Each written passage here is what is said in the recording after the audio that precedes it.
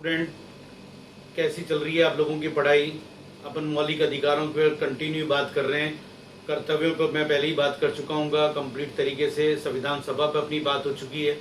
लगातार मैं क्वेश्चंस भी दे रहा हूँ आप लोगों को और आप इसके ऊपर प्रैक्टिस करना जारी रखें। कल अपन ने जो बात करी थी वो अनुच्छेद 22 के ऊपर बात करी थी। अब अपने ने दो अधिकारों को पूरा कंप्लीट तरीके से पढ़ लिया है, समानता का अधिकार और स्वतंत्रता का अधिकार। अब तीसरे अधिकार के ऊपर बात कर रहे हैं। तीसरा अधिकार है शोषण के विरुद्ध अधिकार। ये अधिकार अनुच्छेद 23 व 24 के अंतर्गत दिया गया है। अगर हम देखें, शब्द से ही पता चलता है शोषण के विरुद्ध अधिकार का मतलब है कि एक तरह से मनुष्य के शोषण के ऊपर रोक लगाने की बात है। अब अनुच्छेद 23 के अंदर जो कहा गया है वो क्या गया है? मनुष्य के क्रय विक्रय तथा बेगार पर रोक लगाई गई है। सही बात है। अनुच्छेद 23 के अंदर ये बात है कि किसी भी स्थिति के अंदर मनुष्य का क्रय विक्रय नहीं किया जा सकता, यानी कि उसे खरीदा बेचा नहीं जा सकता। वास्तव के अंदर अगर हम देखने की कोशिश करें तो कोई ये दास युग नहीं है। ये वो युग नहीं है कि साहब आज की तारीख के अंदर पता चलते कि मोहम्मद गौरी ने कुतुबुद्दीन ऐबक को दास के रूप में खरीद लिया, कुतुबुद्दीन ऐबक ने इल्तुतमिश को खरीद लिया और इल्तुतमिश ने बलबन को खरीद लिया और एक दास वंश जैसा चल रहा है और खूब सारे दासों की स्थितियां हैं। या मतलब जैसे कि अरस्तु कह रहा साहब गैर यूनानी ही दास होंगे, यूनानी कभी दास नहीं हो सकते। यानी दास का कोई मतलब ही नहीं है वास्तविक रूप से। यहाँ पर मनुष्य मनुष्य है, इसलिए इसको खरीदने बेचने का कोई प्रश्न उपस्थित नहीं होता। और अगर इस प्रकार की व्यवस्था है तो उसको पूरी तरह से रोका जाने वाली बात इसके अंतर्गत है। और ये एक ऐसा अधिकार है कि जहां पर मनुष्य के क्रय विक्रय को पूरी तरह से प्रतिबंधित कर दिया गया है। लेकिन उसके बावजूद भी अगर हम देखने की कोशिश करें तो बड़े अफसोस होता है कि जब समाचार पत्रों में कई इस प्रकार के बच्चों को खरीदने बेचने की बात आती है या महिलाओं को खरीदने बेचने की बात आती है तो बड़ा अफसोस सा होता है ये देख के हम 21वीं शताब्दी में चलने के बावजूद भी आज की तारीख के अंदर किस प्रकार की दुनिया में रह रहे हैं कि इस अधिकार को, जो कि मौलिक अधिकार के रूप में होने के बाद भी एक ऐसी स्थिति के अंदर है कि जहां पर एक तरह से मनुष्य होने के नाते मनुष्य का क्रय विक्रय जैसी स्थितियां हैं, तो इससे रोके जाने की और इस पर कड़े से कड़े कानून बनने की आवश्यकता है। बने भी है कानून, राज्य ने इसके ऊपर कानून बनाए भी हैं, लेकिन इसका सख्ती से पालन होना आवश्यक है ताकि भविष्य में और वर्तमान में किसी भी स्थिति के अंदर किसी भी बच्चे का या महिला का या किसी भी आदमी का क्रय विक्रय नहीं हो पाए और मनुष्य अपने स्वतंत्र जीवन को व्यतीत कर सके, इस प्रकार की स्थिति है।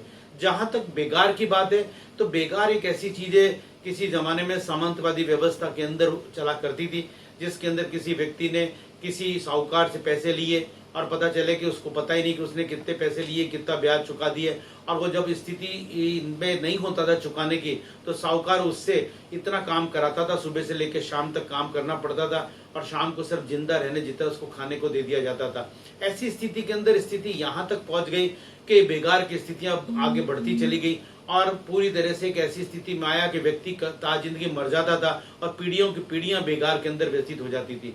जब संविधान बना तो उसके अंदर इस बेगार को समाप्त कर दिया गया और आज की तारीख में बेगार लगभग हिंदुस्तान से पूरी तरह से समाप्त हो चुकी है।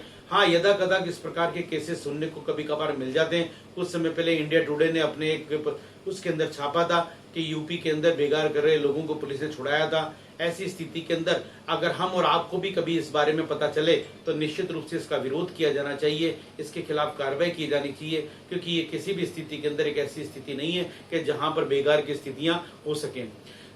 अगला अधिकार है जो कि अनुच्छेद 24 के अंतर्गत किया गया है वो बाल श्रम, मतलब बच्चों के कारखानों में खानों में कार्य करने पर रोक लगाई गई है। निश्चित रूप से यहाँ पर चाइल्ड लेबर को पूरी तरह से बैन किया गया है, प्रतिबंधित किया गया है। जिनकी आयु अगर आप देखें 6 वर्ष से 14 वर्ष तक के है, ऐसे बच्चों से किसी भी स्थिति के अंदर कार्य नहीं कराया जा सकता। बाल श्रम को पूरी तरह से प्रतिबंधित होना चाहिए और इसके अंदर शायद ही कोई ऐसा व्यक्ति हो जो ये कहे कि बच्चों से काम कराना चाहिए। लेकिन यहाँ एक यक्ष प्रश्न उपस्थित होता है कि हिंदुस्तान में हजारों लाखों परिवार ऐसे हैं जिनके अंदर या तो फादर नहीं है या मदर नहीं है, या फादर मदर है भी तो बहुत ज्यादा बीमार हैं, वृद्ध हैं। ऐसी स्थिति के अंदर 2 भाई बहन है, जो सबसे बड़ा है या बड़ी है, उसके सामने क्या ऑप्शन रह जाता है? या तो भीख मांगे या चोरी करे, और अगर वो दोनों नहीं करता तो उसके पास काम करने के अतिरिक्त कोई भी चारा नहीं रहता।